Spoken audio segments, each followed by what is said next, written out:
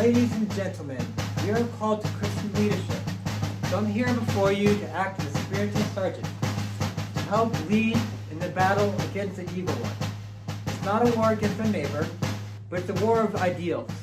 The propaganda that influences people to compromise doing what is right in order to claim temporary satisfaction. Every act against one's moral conscience gives the devil a foothold in their life, a path that leads to eternal condemnation. I'm also here to act as a spiritual diplomat, to help communicate in simple language how to be a spiritual warrior. If you are on his side, I invite you to go to the spiritual arsenal and equip yourselves. Put on the armor of Christian values that I'm about to present you. The first of these moral virtues is prudence, which the Catechism defines as the virtue which disposes the practical reason to discern our true good in every circumstance and to choose the right means of achieving it. It is prudence which suggests to our consciences that we ought to be what we ought to be doing in every situation, enables us to see clearly what is right and wrong as moral decisions arise, not placing ourselves unnecessarily in dangers of sin.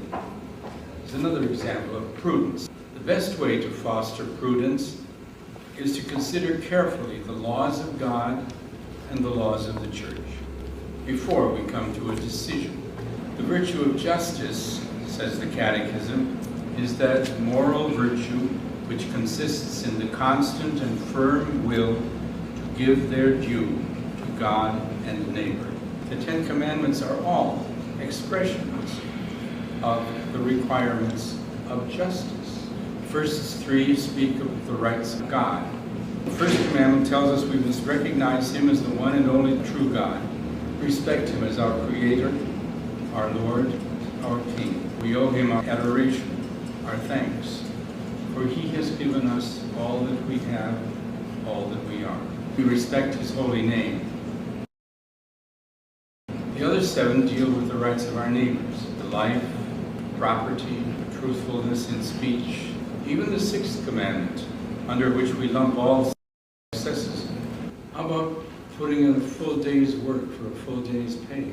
Using company stationery, supplies, for personal purposes. Or wasting time playing on a computer when you ought to be working. Dozens of times a day, we have the opportunities to strengthen ourselves in this important virtue, to give to everyone what is rightfully his. The third of the moral virtues is fortitude, defined by the Catechism as the moral virtue which ensures firmness in difficulties and constancy in the pursuit of good. This virtue helps us to overcome fear, and it helps us to act in spite of our fears. It keeps anger in check, directing, channeling it to good.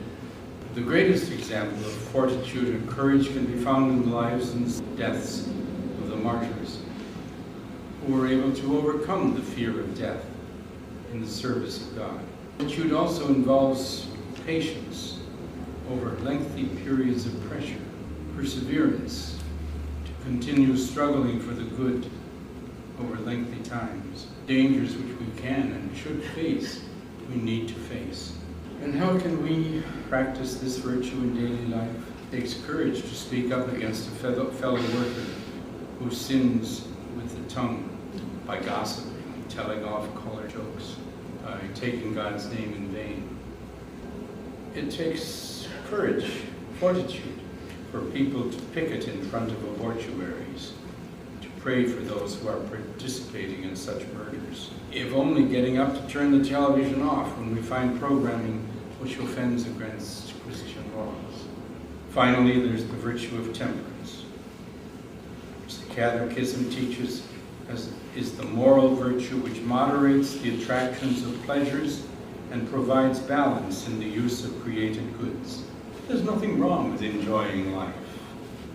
After all, God is the creator of all good things which bring us enjoyment and pleasure. But he asks that we make use of such things in moderation and in accordance with his laws. Sobriety, modesty, humility, chastity, mortification, all of them regulate our use of sensual pleasures. And indeed, the law of nature itself, when and if it is used in accordance with God's laws and for the purposes of God's creation, transmission of new life, and the expression of mutual love. Alcohol is also a source of pleasure for many, a perfectly legitimate pleasure. But overindulgence to the point of seriously impairing one's physical or mental health is an abuse of a gift of God. The same may be said of overindulgence of food. It too is a violation of the virtue of temperance. Self-denial or abstinence is the practice of denying partially or totally some physical pleasures for the good of our souls.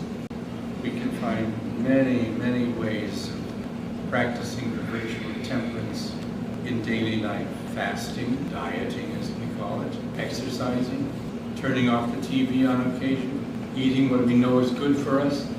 When we find a pleasure that we are able to say, no, I'll give it up. I'll give it up for Lent. So there's the whole list of virtues that we should be trying to practice in our daily Christian living. They improve our spiritual life, just as jogging or exercising improves our physical well-being, developing our life of the Spirit, rather than merely trying to avoid sin. In the physical analogy, we should be strengthening our spiritual muscles rather than merely trying to avoid illness.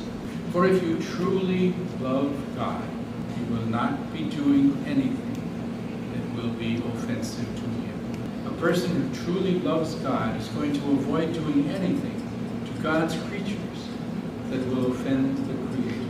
Thus he will fulfill the law of love. Upon hearing this message, what are we called to do? Our Lady said, I am the Lady of America.